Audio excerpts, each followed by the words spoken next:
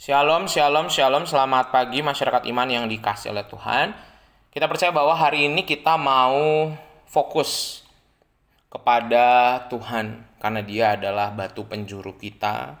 Dialah yang memimpin kita. Patokan kehidupan kita harus bagaimana itu seharusnya seturut dengan kehendaknya.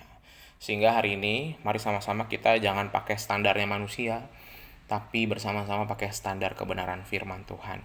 Mari bersama-sama kita awali dengan pujian Kidung Jemaat 252. Kidung Jemaat 252 bait pertama dan yang kedua, Batu Penjuru Gereja. Kidung Jemaat 252 bait pertama dan yang kedua, Batu Penjuru Gereja. Kidung Jemaat 252 bait pertama dan yang kedua.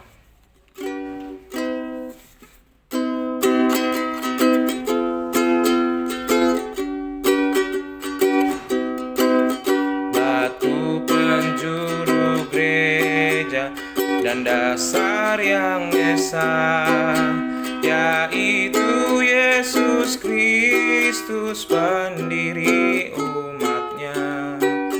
Dengan kurban darahnya gereja ditebus, baptisan dan firman-Nya membuatnya kudus.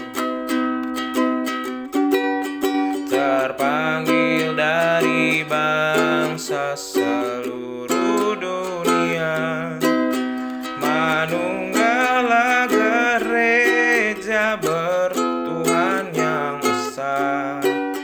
Aneka kurnianya, esa baptisannya, esa perjamuannya, esa harapannya. Mari kita berdoa. Tuhan, Kaulah batu penjuru hidup kami, dan kami percaya bahwa hari ini kami juga mau dipimpin oleh kasih setia dari Tuhan. Kami serahkan pembacaan firman Tuhan, hanya dalam nama-Mu kami berdoa dan bersyukur. Amin. Kejadian 47 ayat 1 sampai yang ke-6. Kejadian 47 ayat 1 sampai 6, Kejadian 47 ayat 1 sampai 6 akan saya bacakan bagi kita sekalian. Kejadian 47 bait pertama hingga yang ke-6. Dengarkanlah sabda Tuhan. Kemudian pergilah Yusuf memberitahukan kepada Firaun, ayahku dan saudara-saudaraku beserta kambing dombanya, lembu sapinya dan segala miliknya telah datang dari tanah Kanaan, dan sekarang mereka ada di tanah Goshen. Dari antara saudara-saudaranya itu dibawanya 5 orang menghadap Firaun. Firaun bertanya kepada saudara-saudara Yusuf itu, apa pekerjaanmu?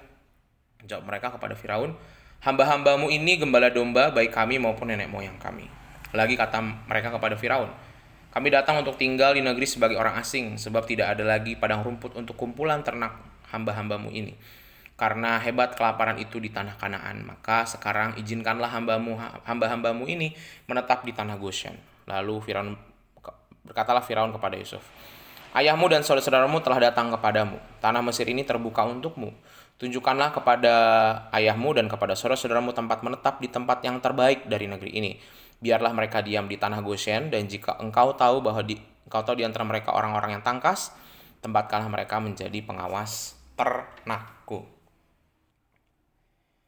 Bapak Ibu Saudara, menjadi hidup sebagai orang tua dan anak itu selalu pergumulan yang tidak pernah ada habisnya. Semua orang tua baru belajar jadi orang tua setelah punya anak, dan mereka nggak bisa memilih anak mereka, dan anak pun juga demikian. Dalam hidupnya kita semua masih belajar menjadi seorang anak, karena kita nggak pernah memilih untuk menjadi seorang anak. Kalau orang tua masih bisa memilih dia jadi orang tua atau enggak, memilih mau punya anak atau enggak, tapi anak nggak bisa memilih mau punya orang tua atau enggak.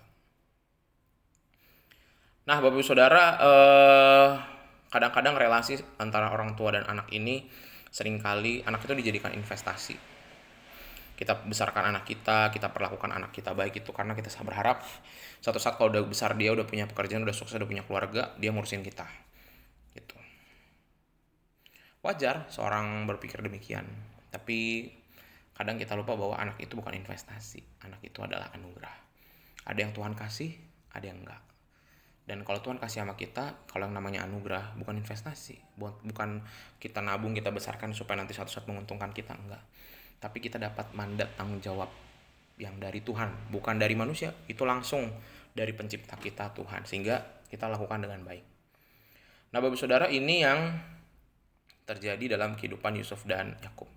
Yakub bukan seorang bapak yang baik. Bukan bapak yang baik. Kenapa? Satu, dia pilih kasih sama anaknya. Lebih sayang Yusuf dibanding yang lain. Kedua, dia dibesarkan juga dengan keluarga yang nggak baik-baik. Relasinya bersama dengan kakaknya Esau, bersama dengan orang tuanya Ishak dan Ribka juga tidak berlangsung dengan baik.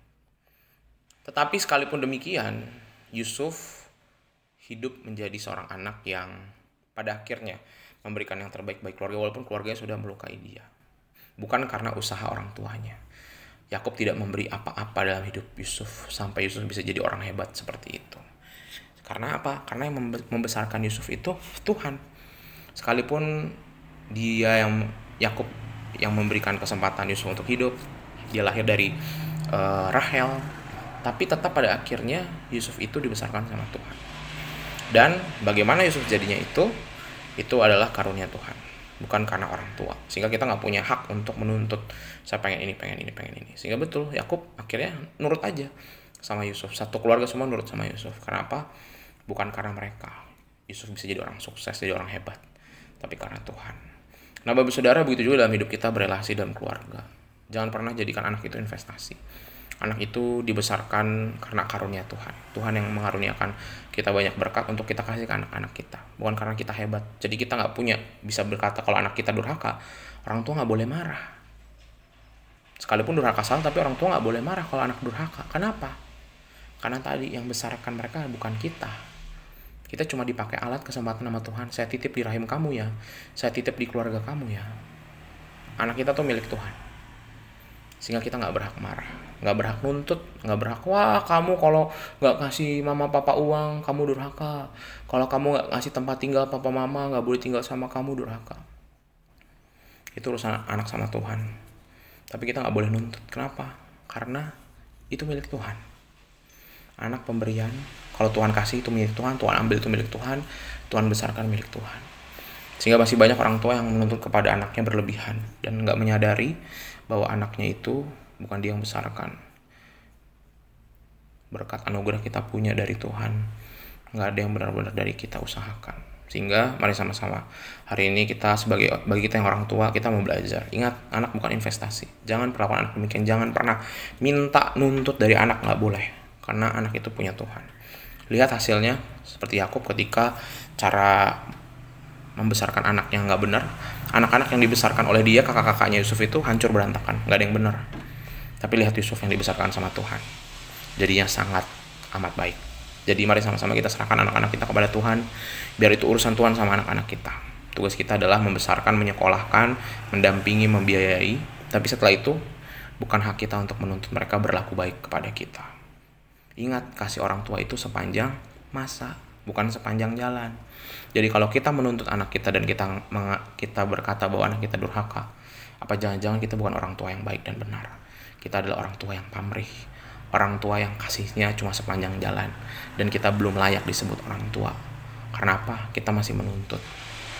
Semoga hari ini kita bisa belajar dari pengalaman Yakub dan Yusuf, dan jadilah orang tua yang mengasihi dengan kasih yang besar. Amin, mari kita berdoa. Tuhan, kami bersyukur hari ini kami boleh belajar sama-sama dari relasi orang tua dan anak Yakub dan Yusuf. Kami masih jadi orang tua yang mungkin gak selalu benar, gak selalu baik, dan selalu menuntut sama anak-anak kami. Tuhan, ajarkan kami untuk gak menuntut. Karena tugas kami di dunia adalah mengasihi anak kami sepenuh hati. Anak kami mau membalas dengan kebaikan atau tidak, itu bukan bagian kami, itu urusannya sama Tuhan. Sehingga biarlah kami menjadi orang tua yang mengasihi dengan terus. Belajar punya anak berarti belajar mengasihi dengan sepenuhnya. Belajar mengasihi tanpa minta balasan. Dan ajarkan kami bisa meneladani kasih Tuhan yang begitu besar. Kami serahkan hanya di dalam nama-Mu. Kami berdoa dan kami serahkan kehidupan kami hari ini, pekerjaan, keluarga, dan pelayanan kami. Dalam nama-Mu kami berdoa. Amin. Selamat pagi, Tuhan Yesus memberkati, tetap bersemangat.